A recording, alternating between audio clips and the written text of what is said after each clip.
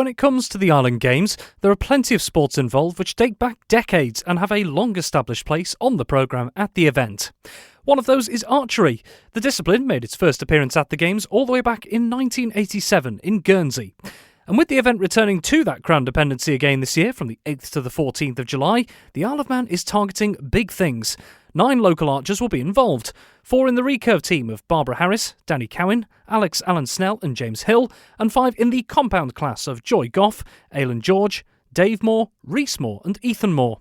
For one of those athletes in the latter discipline, Rhys Moore, it'll be his second Games. So what does he make of the special atmosphere around the event? What have the Manx archers got in their sights in terms of objectives? I spoke to Rhys to find out more about what's been going on in the build-up. It's going really well, actually. We've had a couple of coaches over from the UK, so the weather fortunately held. We had the team together and we got some really good training in and preparation. As you said, it's all downhill run as such to the Games now, so we're all quite excited. Like you say, you brought a couple of coaches across, so what have they been able to bring in that maybe, say, you don't necessarily have on a week-to-week basis here to help you push on in the Games? The advantage is obviously just getting some new eyes to the situation. We've got some very experienced archers here. They can provide some excellent coaching and look out and help. But sometimes just getting that external set of eyes and knowledge of the equipment. One of the guys we had over, he runs his own archery shop, so it helps from that point of view. He's up to speed with where the equipment's up to, where it should be up to. So just give the one over of the equipment and then another one of the archers themselves, and just a few pointers here and there that sometimes you can come a bit blind to. Now, there are 2 different disciplines that the Isle of Man's going to be competing in the archery side of things. Just for those who don't know, could you just explain what they are? Not going to ask you to go into loads of details. If you could just explain what they are. Sure. So there's going to be two teams. There's the recurve team and the compound team. They're 2 different disciplines off bow style. The recurve is what they shoot at the Olympics. People probably aren't so familiar with the compound side of things. They do shoot the compound at the Paralympics, so people have possibly seen that on the TV. Probably the best way to describe it is imagine having 2 different styles of bike. It's probably the same sort of idea. The principle's the same off the pair of them, but one's maybe designed for the road and then another one's for another function. It's probably the best way to describe it. And you sort of alluded to it with the word a couple of moments ago in terms of both teams. You mentioned like experience as well. It seems like quite a tight-knit group you've got here.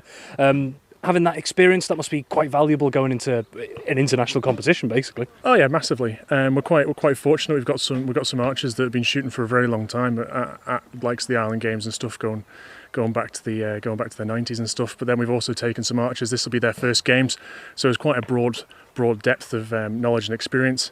This will be my second Games, for example, but we've had some archers that have been to 10 or 12 Games. Quite a few of the sports are going for that mix of, I suppose, maybe youth, if you want to call it, or those doing it for the first time and experience. You seem to have a lot of people who know a lot about the Games. Do you think that gives you a bit of an advantage as a group? I think it always helps. It kind of takes a little bit of the pressure off in some ways. You've been before, you kind of know your way around. As you said, we've got people who have been before, and you get that all across a lot of the other islands, which makes it quite nice because you get to catch up with people you haven't seen in a while. So it is a bit of a friendly Games. Everybody gets to know each other after a while, so it kind of takes that pressure away if you can go and you know a few faces and you get used to chatting to a few people. It's not quite so daunting, I don't think, and it's trying to feed that across the group so everybody feels comfortable when they're there. You brought up a phrase there that quite a few people have said it's effectively like a friendly Games, really. Yes, of course, there's competition out there, but there seems to be like a really good connection between the different island nations. It only comes around once every 2 years, or 4 years in fact, because obviously 2019 Gibraltar. So do you think that really is what makes the Island Games quite special, do you think? Yeah, massively. I think it's quite nice that you get people. I think we were chatting a little bit about this before, but realistically the Island Games is the highest level that most people will get to go to, because after that, what is it next? The Commonwealth Games, and you've got to be training a lot and be really at the top of your games to go to the likes of the Commonwealth Games. There's only a handful of people ever go, whereas I think the Island Games is quite nice in terms of there's a lot of people that do sport. Probably they're competitive, but they won't be travelling a lot the way to the UK every weekend. They won't be high level competitiveness where they can go to the Island Games and shoot at a competitive level, but they're kind of just normal people, if that makes sense, versus people that, their life gets to the stage they're built around training for that sport. With yourselves compared to, say, someone who would be competing in the Commonwealth Games for whichever nation, you've got to be training week in, week out if you're doing that. So for the likes of yourselves to build yourself up to an international competition, what's the key here? Is it just getting the minutes in, just getting the shots in, or is there anything else to add? Realistically, there's no substitute for time behind the bow. Kind of this time of year now. In the run down to the games, we'll be shooting 3 times a week. We're down here on Tuesday night, Thursday night, and then all day on a Sunday. So it's just time behind the bow and just being comfortable with the equipment and making sure everything's set up right and you're comfortable with your shot and stuff. And then just shooting in different weather conditions, because unfortunately at the end of the day we are going to the Island Games and we're not renowned for our favourable weather, are we, in some shape or capacity. And generally, unless the weather's particularly bad, we'll shoot in all sorts of conditions, so whether it be wet, windy or glorious sunshine. We hear a lot about the likes of, say, some of the big team sports like football, rugby, hockey all the time here on the Isle of Man. Archery's been here and very well established for quite some time. So in terms of, I suppose, like a bit of a sporting community, as it were, what's it like from your side of things? Oh, it's a really nice small. It's probably what can be classified as a minority sport. We've got quite a lot of minority sports over here, but as you said, we've been around for a long time. But people don't necessarily. You'll say, "Oh, I do archery," and they go, "Oh, I didn't realise we had archery in the Isle of Man." You get that quite a lot, which I think is a shame, because we do beginners courses every year, and we're always welcoming people to come down and have a go. But yeah, I think people traditionally end up in the bigger sports because they're more seen.